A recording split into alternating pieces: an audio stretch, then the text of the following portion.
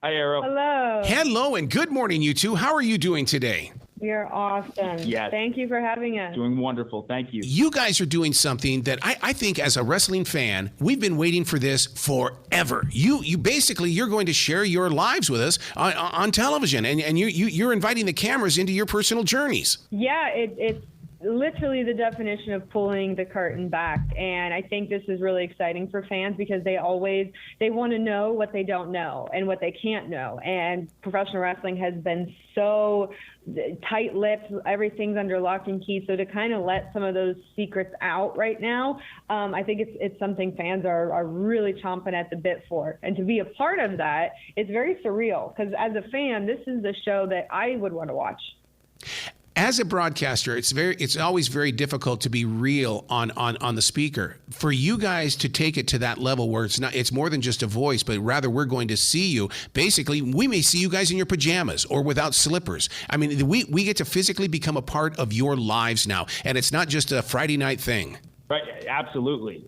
And again, I think for me and Britt, it was easy to be real considering the real concerns that were going on throughout the show, specifically for me. You know, I had gone through a career-threatening injury where I really wasn't sure if I was going to be able to wrestle, do what I love to do ever again.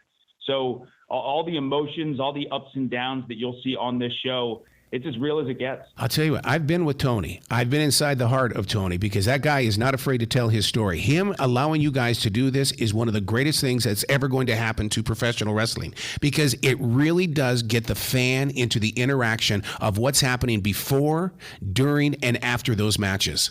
Yeah, absolutely. Again, me and Britt talk about it all the time, but the controlled chaos that goes into making a live wrestling show every single week is unlike anything else in the world. And like you said, Tony agreeing to this and allowing so many AEW wrestlers to just kind of show what goes into making AEW run, I think is going to be really important to wrestling fans and non-wrestling fans alike. You get a whole new respect and appreciation for what we do.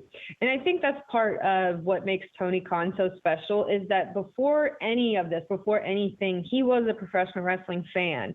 So he is able to think like a fan and what fans would want to see. And that's very special. And I think we're all very grateful for that because then we get shows like this and opportunities like this and hopefully really entertain the fans and hopefully they find it interesting. I'm just curious, how many episodes have you guys already filmed, and are you filming more episodes? Obviously, this is season 1. I think you guys are on episode 3 right now from what we can see on our end. How many episodes have you guys already put together? So we don't know the answer to that because we've filmed hundreds of hours of content and we don't know what makes a cut or what doesn't and what episode it goes on or what anything like that. They do still pop in and film some shows and some content, but we are kind of in the dark. We're watching with you guys. But that's what makes it exciting. And to me, that's what creates the conversation on this end and why so many generations continue to talk about professional wrestling is because you guys don't know. And that's the greatest thing because it's almost like writing and producing the music of the 1950s and 60s. Spontaneity is the answer. Yeah, I mean, my goodness, a lot of the greatest moments in pro wrestling have been spontaneous ones. And you'll see spontaneous moments with AEW All Access as well. So, yeah, I couldn't agree more. Spontaneity definitely keeps things exciting for pro wrestling. I have a question. I know that Tony just announced that you guys are going to Wembley Stadium. How is that announcement? What's the morale in the locker room knowing that you guys are going to go to Wembley Stadium, which I don't think has been a big wrestling show in, I could be wrong in this, maybe the last 20, 30 years? How do you guys feel about, headlining All In?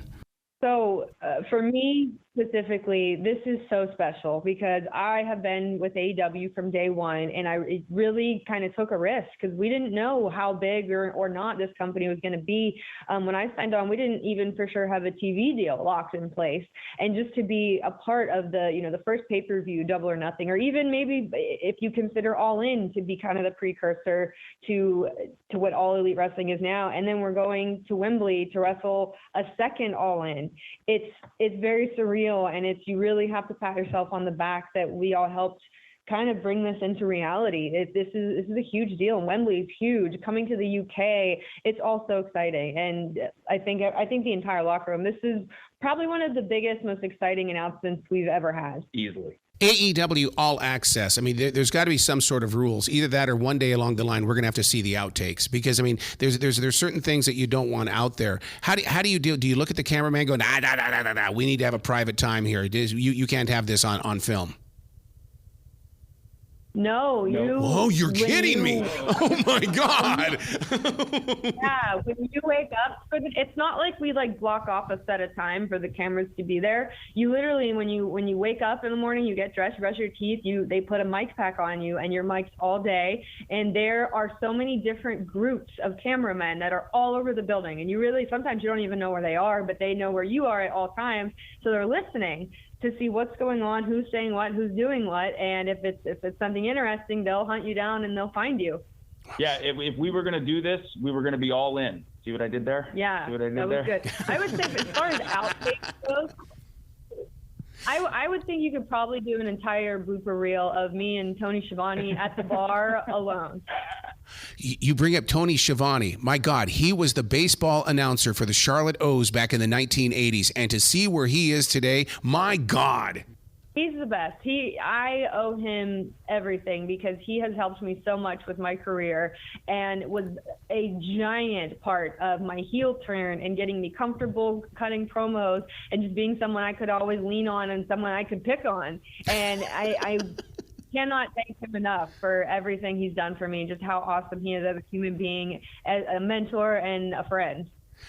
Wow. They always say in martial arts that you're not supposed to let your enemy see your playbook. Is this not letting your enemy see your playbook by being on this? Or does it play into the fact that it can create a story so that it can be taken out in the ring?